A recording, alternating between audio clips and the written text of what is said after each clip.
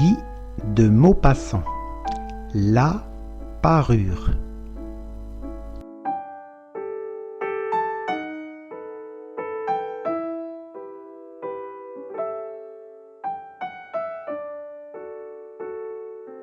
Il demandait: Tu es sûr que tu l'avais encore en quittant le bal? Oui, je l'ai touché dans le vestibule du ministère. Mais si tu l'avais perdu dans la rue, nous l'aurions entendu tomber. Elle doit être dans le fiacre. Oui, c'est probable. As-tu pris le numéro?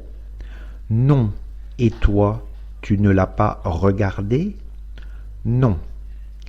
Il se contemplait atterré.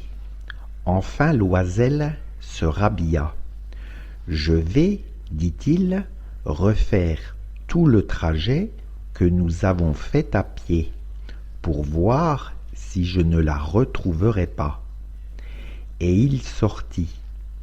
Elle demeura en toilette de soirée, sans force pour se coucher, abattue sur une chaise, sans feu, sans pensée.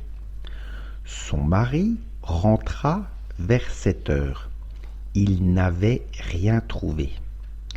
Il se rendit à la préfecture de police, aux journaux, pour faire promettre une récompense aux compagnies de petites voitures, partout, enfin, où un soupçon d'espoir le poussait.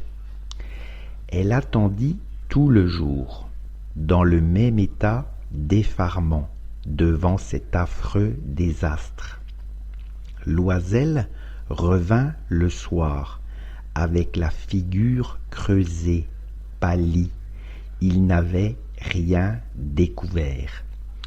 Il faut, dit-il, écrire à ton ami que tu as brisé la fermeture de sa rivière et que tu l'as fait réparer. Cela nous donnera le temps de nous retourner. Elle écrivit sous sa dictée.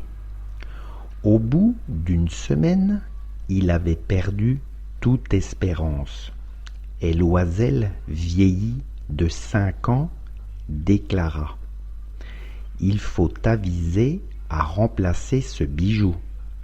Ils prirent le lendemain la boîte qu'il avait renfermée et se rendirent chez le joaillier, dont le nom se trouvait dedans.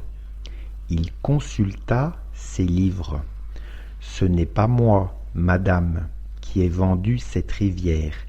J'ai dû seulement fournir l'écrin. Alors, ils allèrent de bijoutier en bijoutier chercher une parure pareille à l'autre, consultant leurs souvenirs, malades tous deux de chagrin et d'angoisse. Ils trouvèrent dans une boutique du palais royal un chapelet de diamants qui leur parut entièrement semblable à celui qu'ils cherchaient. Il valait 40 000 francs. On ne leur laisserait à 36 000. Ils prièrent donc le joaillier de ne pas le vendre avant 3 jours, et ils firent condition qu'on le reprendrait pour 34 000 francs, si le premier était retrouvé avant la fin de février. Loisel possédait 18 000 francs que lui avait laissé son père. Il emprunterait le reste. Il emprunta, demanda 1 000 francs à l'un, 500 à l'autre, 5 louis par-ci, 3 louis par-là. Il fit des billets, prit des engagements ruineux, eut affaire aux usuriers, à toutes les races de prêteurs. Il compromit toute la fin de son existence, risqua sa signature, sans savoir même s'il pourrait y faire honneur, et éprouvé par les angoisses de l'avenir, par la noire misère qui allait s'abattre sur lui, par la perspective de toutes les privations physiques et de toutes les tortures morales, il alla chercher la rivière nouvelle en déposant sur le comptoir du marchand 36 000 francs. Quand Madame Loisel reporta la parure à Madame Forestier, celle-ci lui dit d'un air froissé: « Tu aurais dû me la rendre plus tôt, car je pouvais en avoir besoin. » Elle n'ouvrit pas l'écrin, ce que redoutait son ami. Si elle s'était aperçue de la substitution, qu'aurait-elle pensé? Qu'aurait-elle dit? Ne l'aurait-elle pas prise pour une voleuse? Madame Loisel connut la vie horrible des nécessiteux. Elle prit son parti, d'ailleurs, tout d'un coup, héroïquement. Il fallait payer cette dette effroyable. Elle payerait. On renvoya la bonne. On changea de logement. On loua sous les toits une mansarde.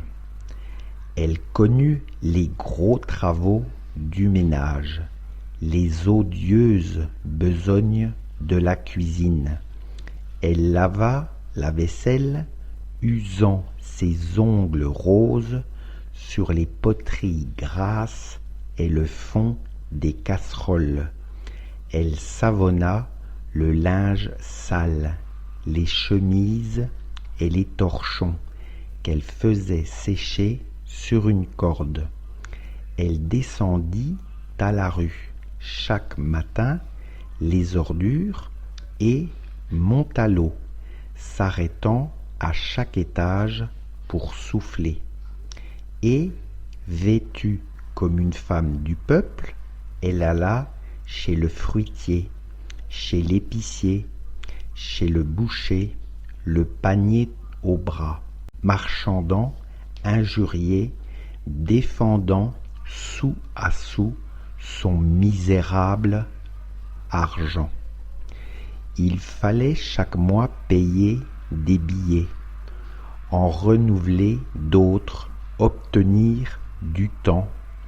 Le mari travaillait le soir à mettre au net les comptes d'un commerçant et la nuit, souvent, il faisait de la copie à 5 sous la page. Et cette vie dura 10 ans. Au bout de 10 ans, ils avaient tout restitué, tout, avec le taux de l'usure et l'accumulation des intérêts superposés. Madame Loisel semblait vieille maintenant. Elle était devenue la femme forte et dure et rude des ménages pauvres.